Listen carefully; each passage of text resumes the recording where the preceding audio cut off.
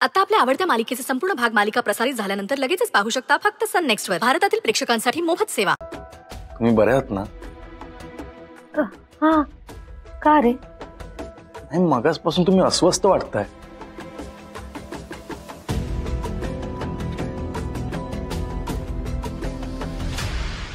खरं तर आत्ताच तुझी माफी मागावीशी वाटते, पण नाही मागू शकत.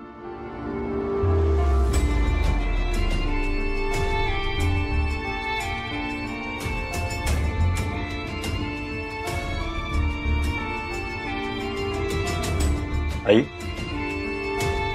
काय झालंय? कसला एवढा विचार करताय?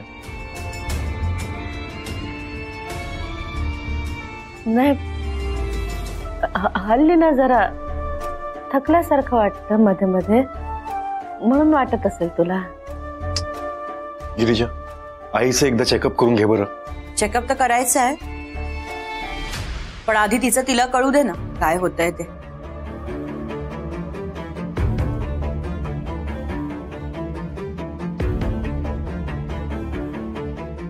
नाही, आता बरं वाटतंय म्हणून तर आले ना इकडे.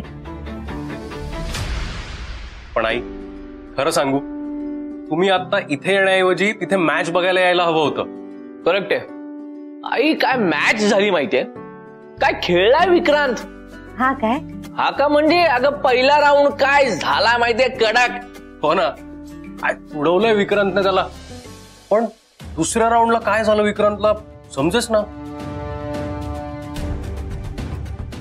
हा ना, पहिला राऊंड एवढा मस्त जिंकला, दुसऱ्या राऊंडला एकदम स्लो. अरे आम्ही किती घाबरलो माहिती, आम्हाला कळेच ना अचानक काय झालं ते. काय म्हणते, काय त्याच्या डोळ्यात काय झालं तर कळेच ना. आणि आम्ही एवढा आवाज करतोय, चेअरअप करतोय, कमॉन विक्रांत, कमॉन विक्रांत. काय म्हणजे काय, कोणाचा कसला आवाज नाही, काय नाही. एवढी प्रचंड घाबरलो होतो ना आम्ही. म्हणलं काय होणार आता काय माहिती, पण शेवटी भावाने मॅच जिंकली बाबा. माफ कर विक्रांत, माझ्यामुळे तुला एवढं सहन करावं लागेल असं कधी वाटलंच नव्हतं रे मला.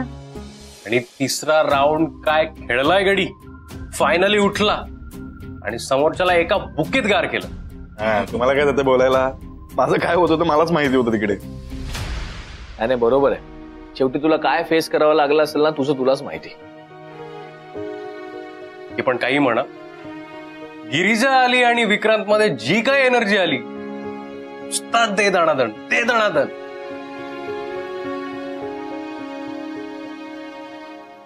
खरं सांगू, गिरिजा माझी सपोर्ट सिस्टीम आहे. या वेळेला पण तिनेच मोटिवेट केलं मला.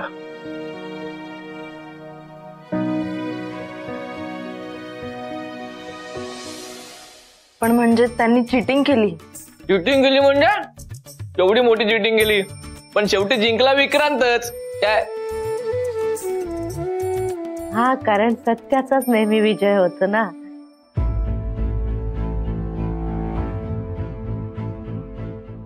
विक्रांत,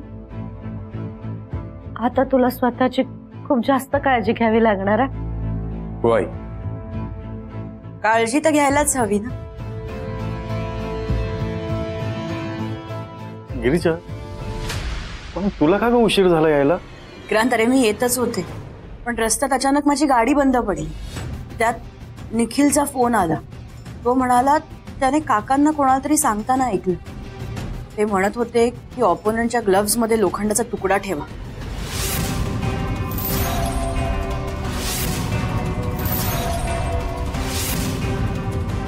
काय? अगं पण ग्लव्स जेव्हा चेक झाले तेव्हा त्याच्यात काहीच सापडलं नाही. एक्झॅक्टली, मलाही तेच कळत नाहीये. भाई, यापुढे एक एक पाऊल जपून टाकावं लागणार आहे. निखिल? हा निखिल, बोल.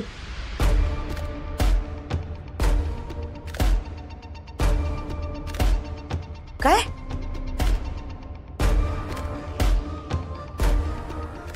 निखिल, बरं झालं तू सांगितलंस मला. काय झालं गिरिजा? आता मला कळलं मॅच मध्ये नेमकं काय झालं होतं ते. काय झालं? तू हरावास म्हणून त्यांनी पूर्ण प्रयत्न केले. निखिलकडे चुकीची इन्फॉर्मेशन दिली की ऑपोनंटच्या ग्लव्स मध्ये लोखंडाचा तुकडा आहे, म्हणून आपण कन्फ्युज झालो. पण दुसरीकडे त्या ऑपोनंटचे ग्लव्स कधीच चेंज झाले होते.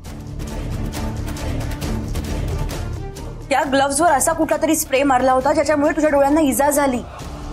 विक्रांत, म्हणून तुझ्या डोळ्यांची आग होत होती, तू गोंधळला होतास, तुला काही दिसत नव्हतं, चुरचूर होत होती.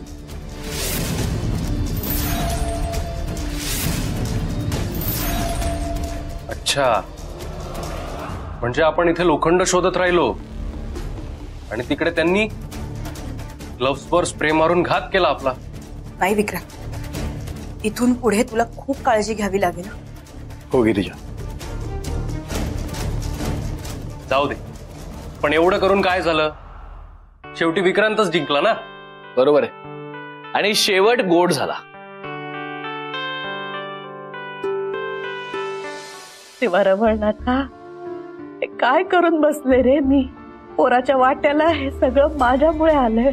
नाही, मला आत्ता सगळं कबूल करून विक्रांतची माफी मागायला पाहिजे. आई, निघायचं? आपण निघूया आणि विक्रांतसाठी डबा पाठवूया. हो हो, निघूयात. मला पण अभ्यास बुडवून चालणार नाही. चालेल भाई, मी पण जरा दुकानावर जाऊन येतो. अरे पण दुकान बंद ठेवलंस ना तू. अरे भाई, आपला भाऊ जिंकलाय, पेढे वाटून जगाला ओरडून सांगणार आहे मी. बरं जा. बरं आई, वहिनी, आपण निघूयात. हो ताई, ती येईल ना मागून. हा, ये तू सावकाश. विक्रांत, काळजी घे. हा, हो. येतो. विक्रांत, मी यांना खाली सोडून येते. हो.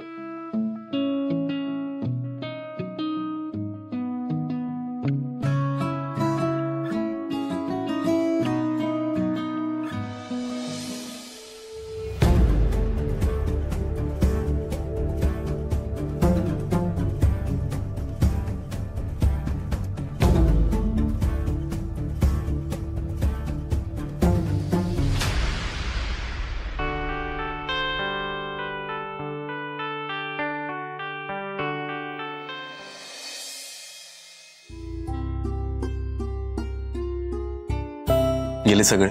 हो.